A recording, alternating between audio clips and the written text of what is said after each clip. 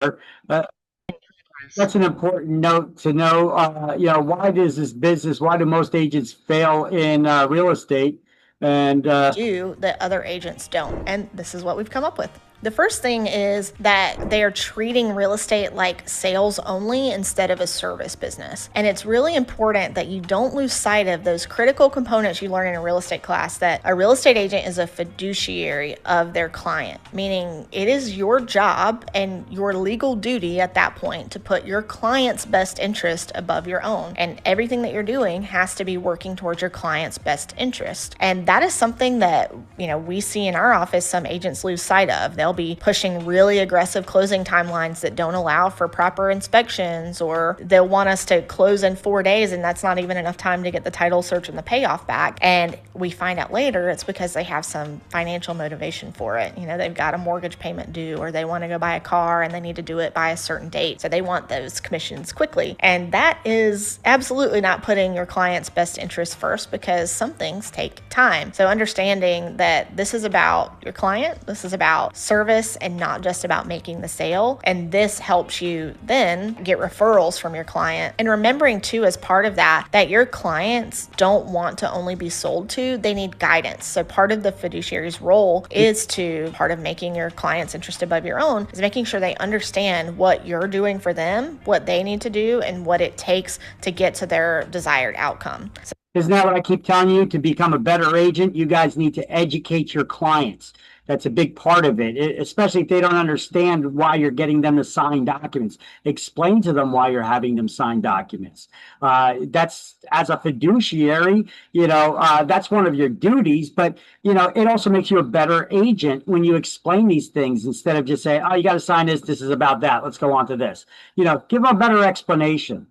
The best agents, they think like fiduciaries and not like influencers. Another reason that we see agents fail, even if they're really good at selling, is that they have poor financial hygiene. And by that, I mean they're not saving money for taxes, they don't have a budget, they're not very good at planning for expenses, and they really just get rocked when they get their first tax bill. So I like to recommend to agents, even though I'm not one, but I've talked to lots of agents that are very successful, that they start forecasting their closings and take what's in their pipeline, forecast the closings, and run like a business. And businesses like my own, we have a forecast for what we expect for revenue, what we expect to spend every month, our cash flow projections over a rolling 12-month period. There is no reason a real estate agent can't also do that and be prepared for knowing seasonality and when you might need to be a little bit more lean in your expenses versus the months that you can spend more in advertising or whatever it may be. So get your spreadsheet, get your forecast together. There's a lot of YouTube videos that can teach you how to put together a forecast and a budget. I highly recommend it. As an owner of Walton Goggins goggle glasses, All right. Get past that ad. I have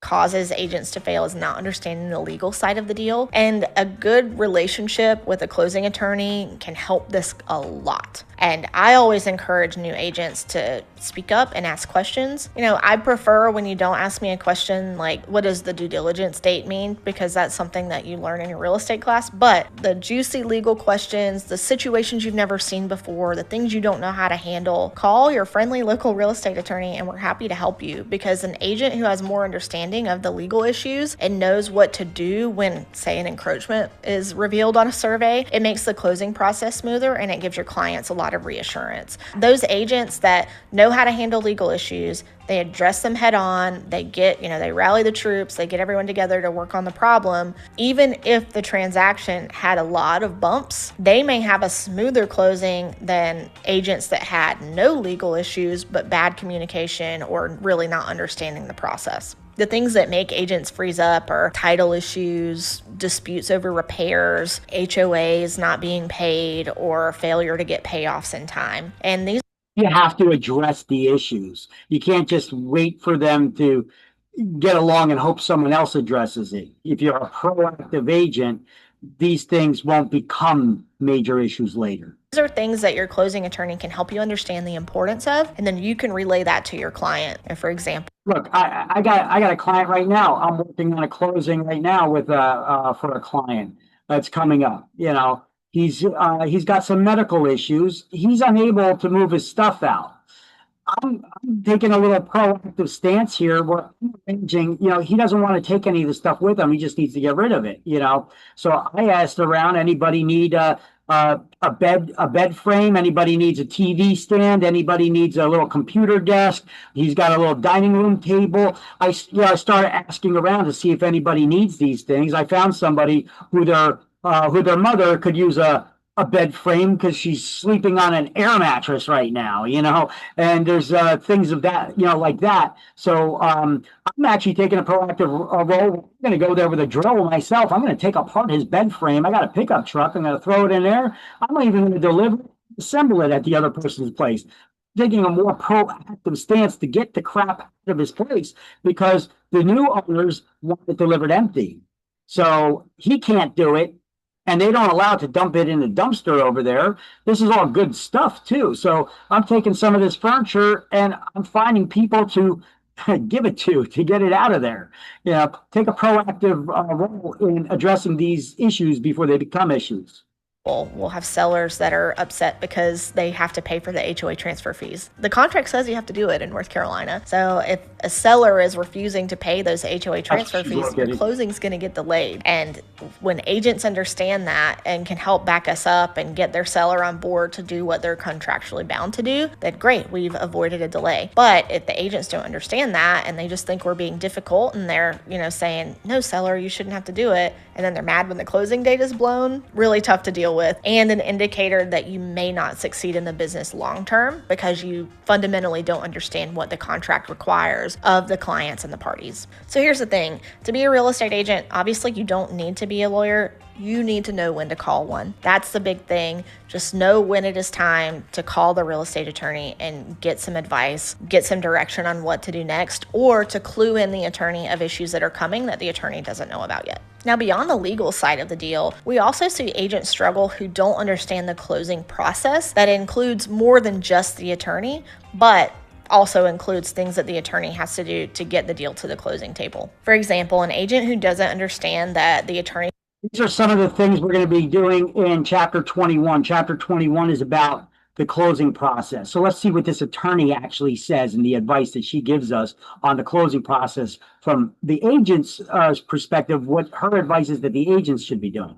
His office has to balance the CD with the lender, has to actually conduct a title search and solve title issues so that the buyer can get clear title. These are agents that slow down deals because they think everything should be instant. Like I mentioned with HOAs before, that's not the only thing that can slow down a deal. Obtaining payoffs is another thing. Making sure that repairs are done. All of making sure that the city inspections and the fire inspections got done for the CO and the fire inspection. Don't wait till last second to order that. These things must be done as part of the closing process before we can actually close. So if you are burying your head in the sand and saying, not really my problem, it'll get done if it gets done, or I'll check, a day or two before closing to make sure we're good, really not the best way to go about it, because that can lead to surprises that extend the closing date or cause the deal to fall apart. This is another place that real estate attorneys and closing attorneys can come in handy. And it's that most of the attorneys I know, including me, we love to educate on the process. And we are thrilled when an agent comes to us and they want to understand it better. When we're having to force that knowledge upon an agent, it's usually because something's gone wrong. And it is much happier and much more exciting and leads to better outcomes when we get to educate you from the beginning and help you understand the parts of the process that you don't know. And we can work hand in hand to help each other be successful. Now, this isn't a legal thing, but I have my marketing degree from undergrad and I'm married to a marketer who lives and breathes marketing all day, every day. And this is a little bit of a pet peeve of ours. And it is just basically copy and paste marketing and lack of a unique selling proposition or unique value proposition. We see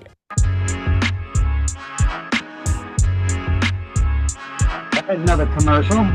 Oh, if you are looking to buy a house or sell a house in Lake Norman, let me know. Okay, at some point that's going to be most people. Who do you help? Who do you actually want to work with? Who do you like to work with? What makes you good to work with? What do you bring to the table? Are you really skilled at working with people going through divorces who have a high net worth that live at the point? Maybe start talking to that person in your marketing. And rather than just pasting the same thing that you see everybody else sharing online, or the if you're looking to buy or sell, or just only posting closing day pictures, while those closing day pictures are a good indicator that you're able to get deals to the closing table, what it doesn't tell potential future clients is what their journey will look like. It's really kind of a black hole from if you're looking to buy or sell to closing day picture. So help them understand what their process will be like and how you actually help them and what makes you different to work with compared to all the other agents that are also posting if you're looking to buy or sell and closing day pictures. And the last thing that we see agents that tend to not make it is that they have a lack of systems. And I certainly believe that if you don't have systems, you're unlikely to be able to scale or build a team. But I think solos need systems too. And it's just like if you've read the checklist manifesto, just like the pilot who's maybe been flying 30 years still goes through their checklist, agents think the same way of making sure that you're hitting everything that you need to throughout the process. And it's not just checklists. It could be, the way you calendar things, the way that you have automated reminders to your clients, how you follow up with leads, how you reach out to past clients to encourage future referrals. These types of systems will help you continue to make this a business and not just something that you did on a whim hoping that you could make quick money. It can turn into a real career that sustains you and your family for a long time, but systems really help you get there. Look, I love talking to real estate agents about the closing process, about, all types of education to help you have smoother closings, to get better at your job, to help your buyers understand different processes and legal concepts in North Carolina. So YouTube recommends you watch this video if you want to keep learning more about real estate. Most real estate She's a real estate attorney, obviously, in North Carolina, and she's got a whole series of videos that are really interesting, educational things from an attorney's perspective. She even interviews real estate agents on some level, and her channel is very interesting. I actually favorited it. I followed it. I subscribed to it myself. Let me give you her link. Maybe you guys want to follow her as well. It's she's very good. I like this as well as many other attorneys and service professionals and even real estate agents that I follow to try to get to keep up on things and to find interesting information. I just like to stay up on things and stay educated. And as an agent, you should too. So here's that video. We weren't supposed to watch the whole thing, but I guess it is very informative. So why the hell not? We're going to be learning about this stuff anyway. Okay, so let's put an end to that. That was why real estate agents tend to fail out of the business. Okay.